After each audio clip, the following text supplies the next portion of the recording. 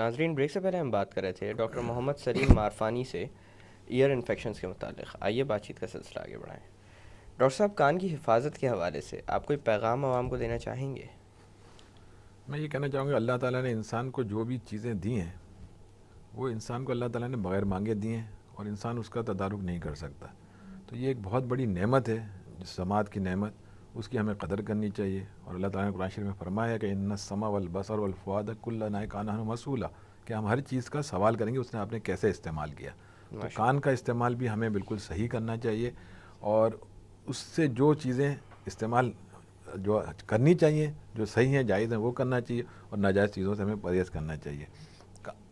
کان کی جو سماعت ہے اس کی محرومی آپ اس شخص سے پوچھیں جو سڑک پہ چلتے ہوئے جا رہا ہے اور اس کو لوگ دیکھ رہے ہیں. کوئی آدمی اس کو کہتا ہے، ہارن بجا کے بولتا ہے تو سنتا نہیں ہے، دوسرا آدمی کہتا ہے دیکھو تو صحیح یہ بدھو ہے، سمجھتا نہیں ہے، کیونکہ اس کی سماعت نہیں ہے، وہ ہمیں نظر نہیں آتی. تو ہمیں جی. ان لوگوں کے بارے میں سوچنا چاہیے اور ان لوگوں کے بارے میں ہمیں ان کے کچھ کرنا چاہیے. خدا نخواستہ انسان کبھی بینائی سے محروم ہوتا ہے تو وہ سب کو پتہ چل جاتا ہے کہ یہ آدمی دیکھ نہیں سکتا، بالکل. لیکن جو سماج سے محروم ہے وہ بیچارہ ٹرین میں جا رہا ہوگا تو ایک کونے پہ بیٹھا ہوگا، کیونکہ لوگ سمجھیں گے یہ ہماری بات نہیں سمجھتا. کہیں اور بیٹھا ہوگا، کوئی اس کو جان نہیں سکتا. ہمارے یہاں بہت کامن ہے سماج یعنی کی وہ اپنی بیماریاں، بیماری میں تنہا رہ جاتا تنہا رہ جاتا ہے کیونکہ وہ ظاہر نہیں ہے، وہ ایک چھپی ہوئی چیز ہے، وہ اسے چھپاتا ہے، وہ اپنے آپ کو سوشلائز نہیں کرتا، لوگوں سے دور ہو جاتا ہے، دوستوں سے الگ ہو جاتا ہے. ہم ان لوگوں کو سامنے لائیں، ان لوگوں کو ہم ہیلپ کرنے کی کوشش کریں. اور پاکستان کے اندر لاکھوں ملینز آف پیپل ہیں جو ایک چھوٹے سے ہیئرنگ ایڈ سے فائدہ اٹھا سکتے ہیں، اور ہیئرنگ ایڈ کی قیمت 10 سے 12 ہزار روپے ہے.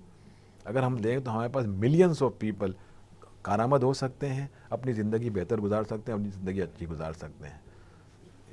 بہت بہت شکریہ ڈاکٹر صاحب کہ آج کے پروگرام میں آپ آئے، اور ایک دفعہ پھر آپ کا بہت thank you very much for inviting.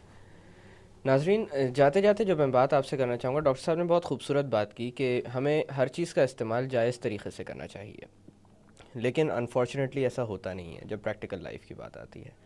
میں آپ سے یہی کہوں گا کہ خاص کر بچوں کے معاملے میں، کیونکہ ایئر انفیکشن زیادہ کامن ہے، اور بچوں کے لیے ماں کا دودھ سب سے اہم ہوتا ہے، جس سے اکثر و بیشتر اجتناب برتا جاتا ہے، چاہے ماں کی کمزوری کی بات کی جائے یا کوئی اور وجہ ہو.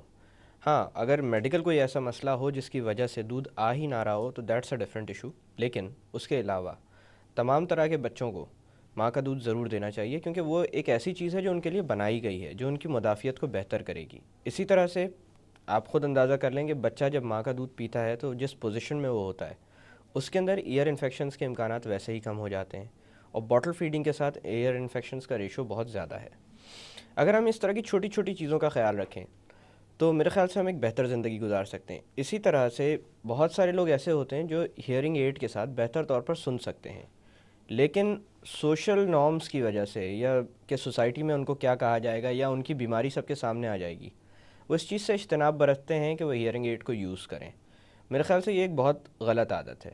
کوئی بھی انسان تبھی مکمل ہوتا ہے جب وہ خوبیوں اور خامیوں کو پہچانے اور ان کے حساب سے اپنے کردار کو تشکیل دے. اگر وہ ایک ہیئرنگ ایڈ کا استعمال کرنا شروع کر دیں گے تو میرے خیال سے اپنی زندگی کو کہیں بہتر بنا سکتے ہیں. انہی الفاظ کے ساتھ مجھے ڈاکٹر اکرام کو اجازت دیجیے. اپنا خیال رکھیے گا. اللہ حافظ.